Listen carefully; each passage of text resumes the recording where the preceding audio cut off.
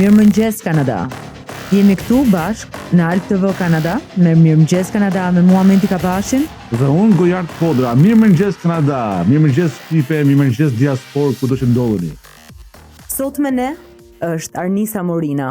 Jemi shumë e fatë që të kemi sot këtu, si avokate, por dhe si një vajzë e një heroi që kontribui për luftën për Kosovën, një dëshmori që ra në vitin 1998, dëshmor për luftën për Kosovën. Po do na thuash më shumë për këtë. Mirëmëngjesi dhe së pari faleminderit shumë për ftesën, për me orë këtu dhe mundësinë me shpërnda historinë time. Dhe për mua kjo është një ndjesi shumë e mirë dhe njëna shumë mirë që jam këtu, sepse mendoj që ky platformë si Alp TV Canada është një mundësi shumë e mirë për me sjell dhe me prezantu shqiptarët këtu në Kanada, në komunitetin tonë, dhe për me prezantu sukseset e reja dhe zërat e reja këtu në komunitetin tonë, dhe njëherë shumë faleminderit për ftesën. Të sjell faktit qenurit e bija një heroi. Për mua është vërtet një nder dhe një krenari që jam vajza një dëshmorit. Unë së pari jam shumë krenare për babën tim, por gjithashtu jam shumë krenare për nanën time, që vërtet për mua është një heroine gjallë. Unë në të vërtet nuk flas shpesh për nanën, sepse mendoj që unë mërzitna më shumë kur flas për nanën se me fol për babën tim. Arsyeja është sepse, siç e përmendë edhe ti më herët, kur kemi ardhur këtu në Kanada në vitin 99, u shkon nana jonë dhe 6 fëmijë, dhe aja na ka rrit vetëm. Dhe e di që aja ka sakrifikuar shumë për neve, dhe aja ka hek shumë, dhe vetëm shpirti i saj vërtet e din se sa shumë ka hek. Dhe për këtë arsye jam shumë krenare që kam mujt me arrit suksese këtu në Kanada, jo vetëm për babën tim, por për nanën time. Dhe thatë që e keni më të vështirë për të folur për nënën se sa për babain. Ka qenë babai shtys, motivim për të zgjedhur këtë rrugë. Ju keni thënë dhe në një intervistë pasi u diplomuat në Osgood Hall University për law, jurisprudencë nëse mund ta quajmë. Keni thënë që ja dola bab. Ishte kjo vërtet ëndra e babait? Unë gjatë gjithë jetës kam pas dëshirën dhe ëndrën për më bë avokate për shkak babës tim. Nuk është që nona për shembull nuk është që na kanë thonë që baba im ka deshur më bë avokate. Aja vetëm gjë që na kanë thonë më men që jam kanë vogël në shkollë fillore, u shkon që baba gjithë ka pas qef mitë e time u shkollu. Dhe asgjë tjetër. Unë jam bë avokate licencuar në moshën 24 vjet këtë. Dhe për mua ajo është një sukses i madh. Do shta për 1% tjetër. Eksperte e imigracionit apo lawyer që je, flasim pak për më tej. Po, unë kam shkuar në Osgood Hall Law School, në shkollën e juridike këtu në Toronto, dhe kam diplomuar në vitin 2019. Para kësaj, kam shkuar në fakultetin Wilfrid Laurier University në Brantford, dhe atyre kam ndjekur drejtimin kriminalogji. Pastaj, normalisht kam kryer provimet për më thirret LSAT, Law School Admission Test. E kam kaluar normal provimin dhe jam pranuar në Osgood Hall Law School, në shkollën e juridikut. Kam diplomuar si thash më herët në vitin 2019 dhe në vitin 2020 kam marrë licencën të avokaturës. Sepse këtu edhe mbasi diplomon prej shkollës juridike, duhet me përfundu të thirret articling, kursin praktik, 8 muaj, dhe duhesh me kalu provimet e shtetit, që janë 2, që thirret bar exam. Masi të kalojsh aty, e merr licencën e avokaturës. Dhe unë e kam marrë në vitin 2020, dhe me thonë mas një viti që kam diplomuar prej shkollës juridik, dhe mas kësaj në janar 2021 kam hapur firmën time Morina Law, që fokusohem dhe specializoj veçanërisht në imigracion dhe çështje azil dhe përgjat në Kanada. A ke arritur të jesh zëri i shqiptarëve? Cilët janë klientët e tu? Patjetër, unë 95% klientëve janë shqiptar prej Kosovës dhe të Shqipërisë, dhe unë ndjena shumë mirë që kam klienta shqiptarë, se së pari i falenderoj që më besojnë mua me çështjen e tyre, por gjithashtu është një mënyrë se si unë me mujt me bë diçka pozitive për komunitetin tonë. Arnisa, ti ke ruajtur identitetin, thelbin e identitetit shqiptar, që është gjua. Do me thënë, në plot kuptimin e fjalës, ti e ke ruajtur gjuhën erdhe këtu 3 vjeç.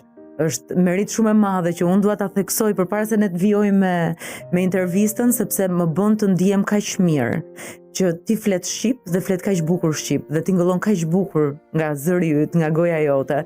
Dhe ky profesion është pasion për ty dhe unë nuk e kisha menduar në jetë të jetëve. Unë kam mbaruar jurisprudencë vet, që jurisprudenca për law school për dikë mund të kthehej në pasion, sepse domethënë avokatët janë shumë strikt, kanë një personalitet shumë të veçantë, duhet të jenë shumë të detached, të shkëputur me klientin. Me sa di unë këtu ka dhe shkolla që domethënë të mësojnë, dhe do doja të dëgjoja pak për këtë, sepse është shumë interesante dhe për shqiptarët në ku na ndjekin. Si është kjo puna e pjesës ku ti duhet të shkëputesh me klientin, po ndërkohë ti këtë e ke mision. Nuk është më as është pasion, është mision për ty. Unë mendoj që nuk flas shumë mirë shqip, për arsyeën se unë kam marrë 3 vjeç këtë dhe unë normal në shkollë dhe në punë flas vetëm anglisht. Dhe kur janë klientat shqiptar, zakonisht është një familjar e tyre që përkthen dhe fol anglisht. Në shtëpi, normal që unë flas shqip, sepse i kam 2 vajza, 4 vjeç dhe 2 vjeç dhe burri im është dhe ai drenicës. Flas shqip, faleminderit. Por unë vjen vërtet pak vështirë me fol shqipen, sepse nuk më vjen shumë shpesh me fol, sidomos detaje rreth për shembull ligjit apo imigracionin në Kanada. Unë mendoj që jam dhe shpesh më thojnë personat dhe klientat që jam pozitive dhe çdo herë rrivus qeshur. Unë vërtet nuk e kam ditur këtë pse jam pozitive. Deri para disa vite kam shikuar nënën time dhe kam kuptuar që ajo çdo herë ku më di çka kemi përjetuar, çka ka përjetuar ajo gjithmonë është shpërblyer. Dhe e di që ajo ka sakrifikuar shumë, dhe ka hjek shumë gjatë jetës të saj, por mendoj që kam gjatë saj në këtë aspekt që edhe pse duhet me qenë strikt dhe serioze normal në punën time, gjithashtu klientat kur flas me klienta e vlerësojnë që gjithashtu jam edhe pozitive, sepse mendoj që jep dhe atyre dhe atë për klientat njen më mirë dhe flasin më lehtë me mua, më lehtë shumë me mua për historinë e tyre, sidomos kur janë klientat që kërkojnë azil, sepse kanë një histori që është ndjeshme. Të kujtoj vetëm pak, po flisim për këtë pjesën që ti këtë e ke mision dhe pasion, po ndërkohë në të vërtet kjo fusha që ke zgjedhur të kërkon ty që të je mes 2 zjarreve, se profesioni të kërkon që ti jesh shkëputur nga klienti, po ti je shumë e lidhur me klientin. Këto kanë dhe shkolla me sa di unë që bëjnë këtë shkëputjen emocionale, që të tregojnë që nuk duhet të jesh, domethënë përfshirë në historitë. Në punën e avokate, normal që është koha që duhesh me qenë serioze dhe strikt. Për shembull, kur jam në gjykat, unë shpesh jam në gjykat të që thirret Immigration and Refugee Board, sepse i përfaqësoj klientët e mi në gjykat për kërkesa azil dhe refugjat. Dhe në atë kohë normal që është puna shumë serioze. Por kur vjen puna me pas bisedë me një klient, sidomos për çështjet azilit që janë prap historitë kanë shumë të ndjeshme, që janë tema shumë personale, sidomos unë që punoj shumë me klienta që janë gra shqiptare, që kanë përjetuar shumë, për shembull kanë përjetuar dhunë në Kosovë, gjatë luftës të Kosovës dhe pas luftës. Unë mundon me qenë pozitive në atë aspektin që i lejon dhe klientat me qenë më lirë shumë me mua dhe me tregu historinë e tyre, që me mujt unë me i përgatitur sa më mirë për gjykat dhe me kuptu historinë e tyre. Por kur vjen puna me dal në gjykat me përfaqësu dhe me avokuar për klientat e me, unë jam shumë strikte dhe shumë serioze dhe shpesh kanë herë klientat më tregojnë mbasi ta mbarojnë gjykatën, seancën e gjykat, më thojnë që nuk më kanë shikuar ashtu aq serioze asnjëherë, sepse kur takohemi jemi shumë pozitive dhe shumë lirshëm, por ndoshta edhe me kalimin e kohës e kam mësuar me nda. Tani ju, vetë profesioni juaj, normalisht do t'jetë pak të përfshirë sa më pak në emocione. Lawyer do t'jesh drejt edhe zdo të përfshirësh, por a ka momente që një avokat të jetë edhe në pjesën tjetër human, ose human në këtë rast? Po, unë kam pas shumë çështje që jam lidhur shumë me klientin dhe historinë e tyre, sidomos kur janë gra dhe kur janë klientët që kanë fëmijë. të vogël këtu në Kanada. Dhe këto çështje punoj shumë, ma shumë. E merr më shpirtërisht. Merr më shumë, po dhe mërzita shumë nëse nuk kemi suksesin e gjykatë.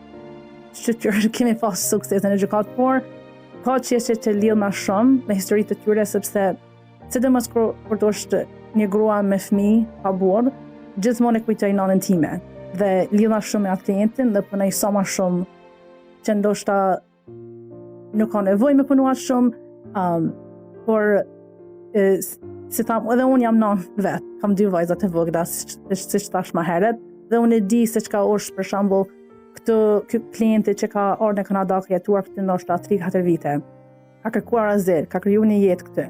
Dhe nëse nuk i fiton çështjen, e kthejmë prapë në Shqipëri apo në Kosovë. Dhe gjithmonë e kujtoj unë dhe nana ime kur kemi ardhur këtu pa asgjë. Si kthehet ky klienti prapë në Kosovë apo në Shqipëri vetëm me fëmijë. Dhe për këtë arsye lidha shumë kur është klienti grua dhe me fëmijë të vogël. So me mishte me shpirt i mbron, i përfaqëson në këtë rast, jo i mbron. Dhe mbron kauzën e tyre për të qëndruar këtu, në një vend që do i japi një të ardhme më të mirë, sidomos për fëmijët. Është thënë shumë shpesh kjo, për fëmijët një të ardhme më të mirë, do të jenë prindrit të mirë që të jenë fëmijët të mirë. Dhe mendoj që i dhe një mesazh shumë të bukur, nëna jote buzëqeshte, pas gjitha atyre problemeve, vështirësive, kishte një buzëqeshje. Domethënë, qasja me jetën, ishte buzëqeshur dhe atë ta ka trashëguar ty, atë buzëqeshjen, kaq të bukur që ke. Dhe jemi kaq me fat që të kemi sot këtu, sepse po dëgjojmë diçka që ne po mësojmë shumë, po e shohim shpirtërisht se sa e përfshirë je ti në këtë kauzë tënde kaq humane, që s'ka të bëj fare me profesionin e avokatit, po që ka dhe avokat kaq human, që lidhe me çështjet e klientëve të tyre. Dhe mua më vjen shumë mirë që të kemi sot këtu Arnisa. Dhe preke një pikë, unë di që në 22 nëntor hapet një fondacioni i artistit që përfaqëson pikërisht femrat, është zëri femrave të dënuara, a mund të na thuash pak më shumë për këtë? Po, unë jam pjesë e një fondacioni që është krijuar këtë vit dhe hapja është me 22 nëntor dhe është krijuar nga Artare Gjepi dhe ajo e ka krijuar këtë fondacion për mi dhonëzë grave shqiptare që kanë përjetuar dhunë dhe diskriminim dhe është një hapësirë dhe mundësi për këto gra me shpërnda historinë e tyre dhe me pas suksese në komunitetin tonë. Unë jam pjesë e këtij fondacioni si këshilltare ligjore. Dhe me tha, unë i shikoj të gjitha aplikacionet rreth fondacionet të shtetit, dhe me tha funds, grants. Unë në foundation, në Artist Foundation, jam këshilltare ligjore dhe merrna me pjesën e ligjit rreth fondacionit. Arsyeja dhe qëllimi i kësaj fondacioni është sepse gjatë gjithë kohës dhe në vitet e kaluara nuk është që gratë shqiptare kanë pas zë. Dhe ky fondacion i jep hapësirë atyre me shpërnda historitë e tyre, mendimet e tyre dhe me punuar çfarë do të dojnë dhe është një gjë që sidomos në Kosovë dhe në Shqipëri ka ende gra dhe vajza që nuk kanë mundësi me ndjek për shembull ëndrat e tyre ose punën që ato kanë qef me ndjek. Por ky fondacion i mbështet këto vajza, i inkurajon me ndjek ëndrat e tyre dhe me shpërnda historitë e tyre. Pse jo? Sepse historitë e grave dhe vajza shqiptare janë vërtet inspirim për vajzat e tjera, sidomos në një moshë shumë të vogël.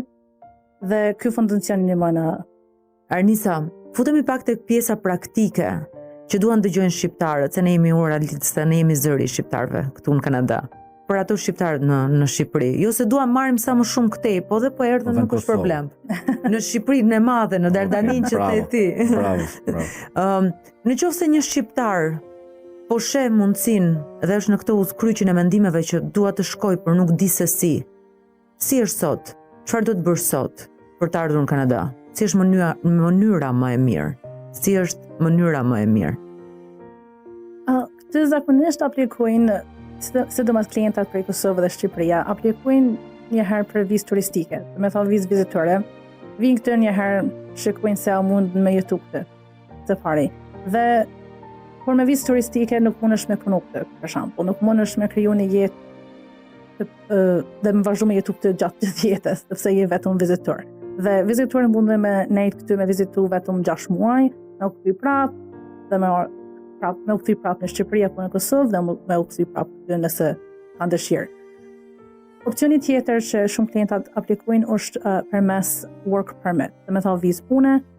Kjo opcion për menimin tim është vështirë, sepse se pari të vynë të duhet me gjetë një kompani këtë, për me një fjalë me të sponsoru apo me të ba një ofertë pune këtë. Dhe kjo është përmes Labor Market Impact Assessment, LMIA, thirret.